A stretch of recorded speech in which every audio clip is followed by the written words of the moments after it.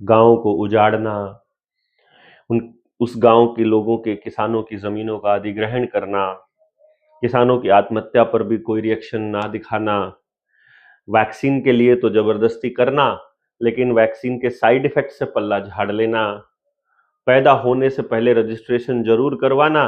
लेकिन उस रजिस्ट्रेशन के होने के बाद उसकी सुरक्षा और उसके इलाज और उसकी शिक्षा और रोजगार का इंतजाम ना करना, लोगों की आत्महत्याओं पर चुप रहना, बिजनेस खत्म होने पर चुप रहना, बाजार को जानबूझकर समाप्त करना, सामाजिक ढांचे को बिगाड़ना, नए नए गलत कानून लेकर आना, सारी जमीनों को प्राइवेट कंपनियों को बेचना,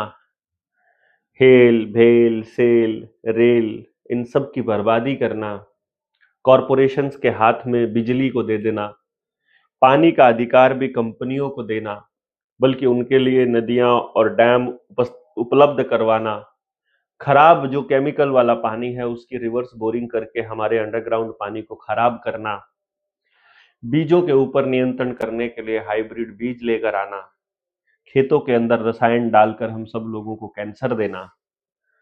हमारे बच्चों के ऊपर लाठियां बांधना, एक करप्शन वाला माहौल हमारे बच्चों को देना, ये सब काम आपका नेता कर रहा है। उस नेता को विधानसभा, लोकसभा, राज्यसभा तक लेकर जाने में कॉरपोरेट्स मदद करते हैं, तो वो आपके लिए कभी काम नहीं करेगा। आपको उनसे काम करवाना कैसे है, ये आपको कोई नहीं बताएगा। स्कूल में, कॉलेज में कभी सवाल पूछना आपको नहीं सिखाया जाता, क्रिटिकल थिंकिंग नहीं सिखाई जाती, नहीं बताया जाता कि आपको अपने अधिकारों की रक्षा कैसे करनी है। हमको थर्ड वर्ल्ड के जैसे जैसे उन्होंने घोषित किया हुआ है और उसको थर्ड वर्ल्ड के जैसे ट्रीट करना, ये उनके प्रोपेगेंडा का बड़ा हिस्सा है। आपकी जमीनें उनको चाहिए क्योंकि यही वो एरिया है, सिंधु घाटी के आसपास का एरिया और हिमालय के आसपास का एरिया, इधर से अरावली, इधर से हिमालय, ये सारा का सारा एरिया हम सब लोगों की सुरक्षा सुनिश्चित करता है। मौसम सारे तरह के हैं, धूप भरपूर है, शुद्ध हवा है, जंगल है, वनस्पति है, पानी है, जिसकी वजह से घनी आबादी के लिए यहाँ अनाज उत्पन्न हो सकता है। तो ये उपजाऊ जमीन वो किसी भी कीमत पर नहीं छोड़ना चाहते। भारत के उत्तरी भाग को छोड़ दें अगर, पहाड़ी क्षेत्र को, तो पीछे पठार वाला जो एरिया आता है, मध्य प्रदेश और आगे का एरिया, वहां पर जमीन पथरीली है। महाराष्ट्र का एरिया भी देख लेंगे, उधर भी देखेंगे, और जो जमीन उपजाऊ है वहां आदिवासी रहते ही हैं। आदिवासियों को सुप्रीम कोर्ट कह रही है कि ये ट्रेसपासर्स हैं, क्योंकि सुप्रीम कोर्ट में आदिवासियों के नुमाइंदे ने लिख करके दिया है, जो जिनको आपने एमएलए बनाया, जिनको आपने मुख्यमंत्री बनाया, राष्ट्रपति बनाया, द्रौपदी मुर्मू के जैसे, वही लोग लिख करके दे रहे हैं सुप्रीम कोर्ट को, और सुप्रीम कोर्ट फिर कह रही है कि ठीक है, इनको यहां से बेदखल करो, जबकि मालूम है सुप्रीम कोर्ट को कि असली मालिक आदिवासी है। असली मालिक को उसकी जमीन से बेदखल करने के लिए आप ही के बीच के नुमाइंदों को वहां बिठाया जाता है, क्योंकि हमने समाज और राजनीति को मिक्स कर दिया है। राजनीति करने वालों को समाज के हिसाब से चलना चाहिए था, और समाज के लोगों को ऐसे लोगों को नेतृत्व देना चाहिए था जो निष्पक्ष होकर के सही के लिए बोल सके। परंतु उन्होंने बेईमानी का ऐसा जाल बिछाया, रेड कारपेट इस तरह का बिछाया, किसी को पद्मश्री देकर, किसी को पद्म भूषण देकर, किसी को पद्म विभूषण देकर उन्होंने इस तरह से मैनेज किया कि पता ही नहीं लगा कब आपके बीच का सामाजिक आदमी उनके लिए राजनीति करने लगा, उनके हिसाब से चलने लगा, उनके हिसाब से बातें करने लगा, उन्हीं के हिसाब से सारा कुछ निर्णय लेने लगा। आपने इसी दौरान देखा होगा कि कैसे अरावली के लिए लोगों ने आवाज उठानी शुरू की।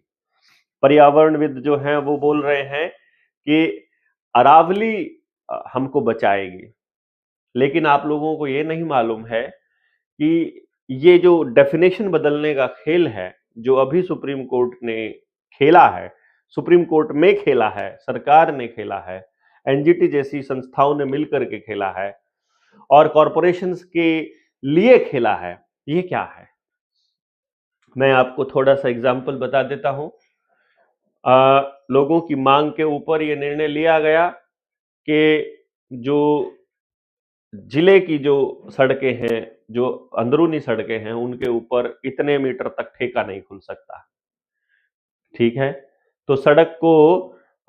स्टेट हाईवे का नाम दे दो। जो जिले की सड़क थी उसको स्टेट हाईवे का नाम दे दो।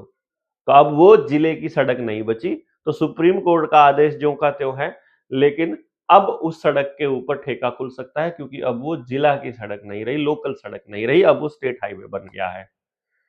तो अब आप फिर वैसे ही देखोगे यार, ये तो कानून तो ऐसा है, इस कानून में तो हमने ही कानून को माना है। फिर डेफिनेशन बदलने का खेल देखा कि जम्मू कश्मीर में उनको नीलगाय मारनी थी, तो नीलगाय को उन्होंने ये कहा कि ये गाय के दर्जे से ही बाहर इसको निकाल दो, अब आप मार सकते हैं। जब उन्होंने बैल खत्म करने थे, तो बैल को वन्य पशु घोषित कर दिया एपीएलएम एक्ट के अंदर, और अब आप बैल को घर में बांध कर नहीं रख सकते, क्योंकि उनको किसान के खेत में ट्रैक्टर लेकर के आना था। फिर डेफिनेशन बदलने का खेल यहीं पर नहीं रुका। 2009 में इन लोगों ने महामारी की डेफिनेशन बदली। पहले महामारी होती थी कि इतनी खतरनाक होनी चाहिए, इसका बढ़ने का दर, इसको एक दूसरे से संक्रमण का दर ये होनी चाहिए मिनिमम, और कम से कम इतने लोगों की मौत होनी चाहिए।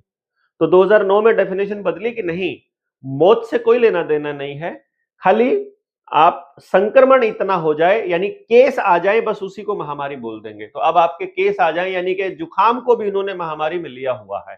खांसी को भी, बुखार को भी महामारी में लिया हुआ है। तो कल को आने वाले टाइम में अगर लोगों को बुखार होने लग जाएगा, वायरल होने लग जाएगा, तो उसको भी महामारी की डेफिनेशन में डाल करके ये मेडिकल इमरजेंसी ला सकते हैं।